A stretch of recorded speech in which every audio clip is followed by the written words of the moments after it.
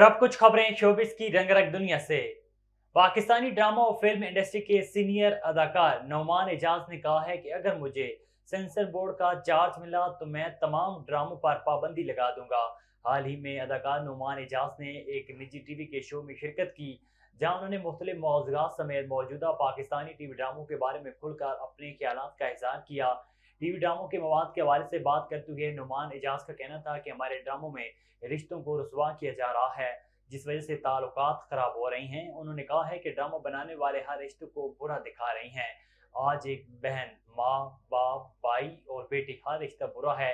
ये चीज़ें हमारे माशरे में खुद ब खुद मुंतकिल हो जाती हैं। नामवर डिच अदाकार और सोशल मीडिया इन्फ्लुएंसर डोनी रोल विंग ने इस्लाम कबूल कर लिया। मीडिया रिपोर्ट्स के मुताबिक अदाकार ने 3 रोज कबल एक मस्जिद में इस्लाम कबूल किया और उनकी वीडियो इंस्टाग्राम पर वायरल है।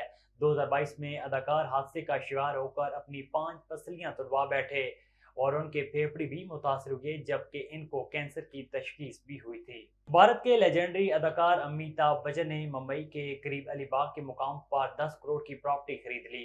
भारतीय मीडिया के मुताबिक अदाकार ने प्लाटों के डेवलपमेंट प्रोजेक्ट में ये प्रॉपर्टी खरीदी है और एक हफ्ता कबल ही इसकी रजिस्ट्री कराई गई। जराये के मुताबिक अमिताभ बच्चन 10,000 स्क्वायर फीट के प्लाट पर एक नया घर बनाने का इरादा रखते हैं।